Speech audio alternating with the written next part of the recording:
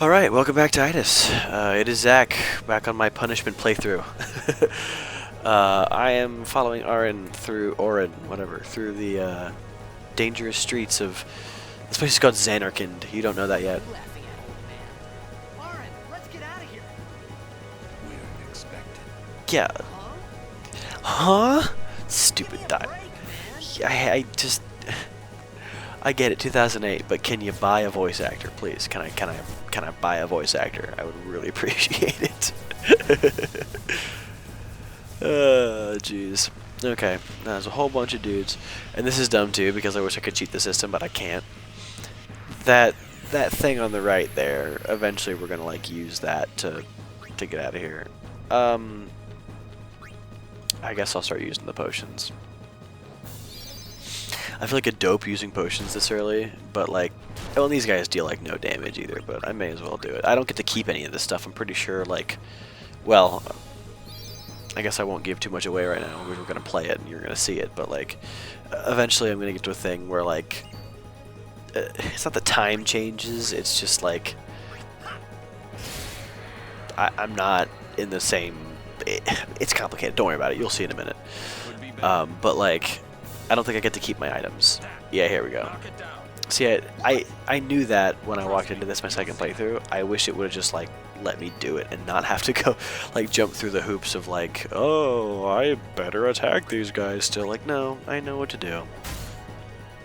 That's the I think more games should do that. They should like reward you for playing again. Do you know what I mean? Like, if you've played this game and you know what you're doing, you should get rewarded for that. And be like, hey, you can just do this. And, like, I get the concept of, like, oh, I don't want to, you know, make it so that you can just read a walkthrough and cheat. But, like, people are going to do that anyway. So,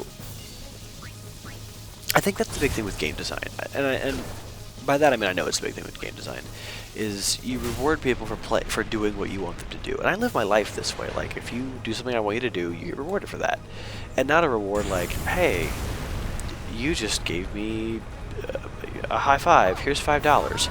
But like, you know, if you're creating something, you want to reward people for doing what you want and not punish them, but like not reward them for doing things you don't want them to do. Like, I'm developing a card game right now, and naturally with any CCG, you can play it however you want. You just build it however you just build your deck however you want to build it. But like, if you play the way that I intend that kind of deck to be played, you get rewarded for it. It's easier. You get more you know what I mean? And I feel like with most games, you should get rewarded for multiple plays. And now we're pre-rendered again. I think this one stays pre-rendered for a while, so it's not a big deal this time. But like, I think you get like, okay. So a game that does that very well is, I think, Shadow of the Colossus. Because first of all, let's just all agree, amazing game. I'm gonna make John play that at some point. It's such a good game. Also, who's he talking to? But Shadow of the Colossus, once you beat it, you unlock hard mode, which gives you an extra bit of challenge. And I feel like anybody who plays Shadow of the Colossus who loves it the way that I do is just begging for more. It's like, no, give me another thing. Give me the next one. Don't stop at 16. Keep going. Like, I wish that the sequels to Shadow of the Colossus weren't just like different games. I wish they were like more of Shadow of the Colossus. That's what I want. But it's never happened. I had an idea for that too. Hey, people who made Shadow of the Colossus, get in touch. I got some ideas for you. But anyway, they do it they reward you very well for multiple plays. Once you go through it, you can unlock hard mode. But every time you play it on the same mode, like after a replay on the same save file, you keep your health and energy, or stamina, I guess. Press circle to go down. Ooh. But like, you keep your same stamina and your health, so like every time it gets a little bit easier, but not even that it gets easier so much as it like you just feel more epic when you play it again, because it's like, I'm fighting this Colossus, but I'm just gonna climb up him right away, you know, like it's wonderful. Good job, guys. I started to feel lightheaded. what else? Like games like And then, Minecraft. You know, like the more you play, you get into a brand new world. You get to do it all over again. But like it's completely different, and that's what people who play Minecraft want. I feel like with games like this, you should be rewarded by by playing through it multiple times, by like, you know, not having to sit through cutscenes. And honestly, if you want to like, you know, make it so that they don't want you to just look through it before you play the game, you could like punish them for not knowing the story. So it's like those cutscenes give you like valuable information, but like if you don't know them, like they get that with tutorials and stuff because the game's kind of complicated in some situations. But like, you know, oh, we're playing through the game and I need to know the storyline thing in order to continue, but I don't know the storyline, so I can't. But the second time you play through it, you do know the story, so you can skip that and you get rewarded for it. You know what I mean? I don't know, something like that. Cutscenes annoy me. I like a good story-driven game, but like cutscenes annoy me. That's why I'm gonna like the game that we're playing with. I'm moving right now. I'm watching I'm watching the minimap. I knew I could move.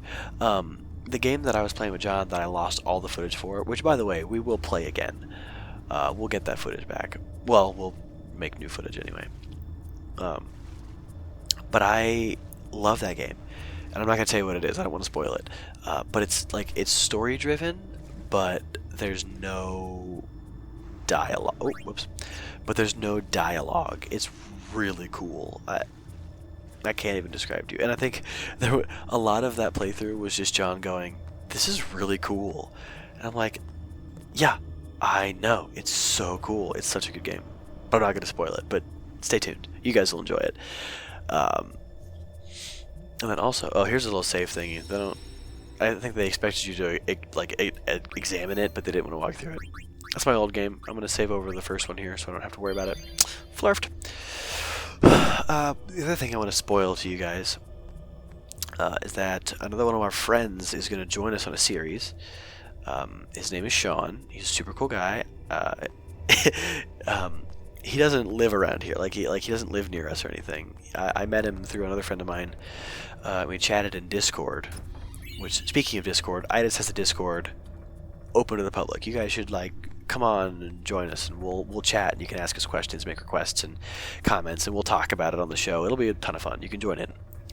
But so my buddy Sean suggested, hey, we should do a Nuzlocke, and I was like, here's the deal. I want to do a Nuzlocke. That sounds like fun, and it'll just be the three of us, and we'll play a Nuzlocke and make all these decisions, and it'll be a good time. Because I love Pokemon. It's so much fun.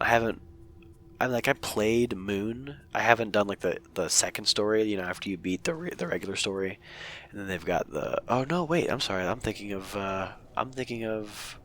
Alpha Sapphire. I did not beat Moon. I'm still in the middle of that. Oh, we gonna fight. Frog dudes. What's up, frog dude? Yeah, John and I decided when we were doing that last session. Bro is a friendly guy, dude is a not friendly guy, and guy is a neutral guy. It's like, these are frog dudes. They're not cool. Watch up! But of course they build it so that you're automatically gonna kill them in one shot. Because you gotta keep the game going in the early levels. Y'all know what I mean?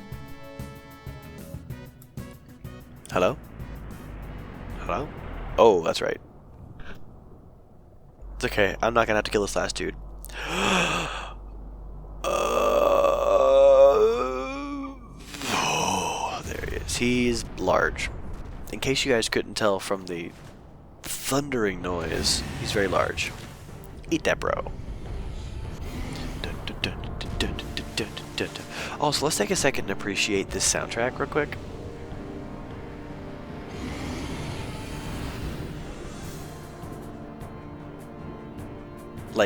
Doesn't this music just make you feel more epic just because it's on?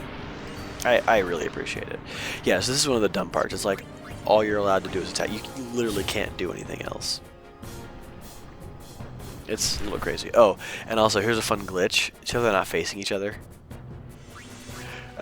This glitch always made me laugh. It's like, They're not looking at each other. This is the weirdest fight. I don't think he's doing enough damage to me to kill me in my next hit. Dude, if I die right now, I'm gonna be like the biggest laughing stock of the Let's Play community. Do you remember that one guy who died in the first mini-boss fight of Final Fantasy X? That was nuts. Actually, I think a lot of this tutorial, I think a lot of the early levels of this is like, it goes based on your health. So like if you kept using potions, you could play almost indefinitely. But yeah, and also, how did he stay underwater for so long? I can't be the only one who noticed this. And they never explained it. I never got the explanation. Like, why is it that they just breathe underwater indefinitely? Oh no, am I gonna get eaten? Is the main character gonna get eaten right away? Oh, wow, that was a close one. Stupid. Well, we're in a cave. We are in a cave. And we got pooped out into a cave. And, oh, guess we're not going back that way. I had made it out of the frying pan and into the freezer. Ha ha ha, that's not how that saying goes. I thought I was gonna die in this place. Did you? Did you think that? Spoiler alert, he doesn't die here. But we'll get back to this in the next episode of IDYS. Do it!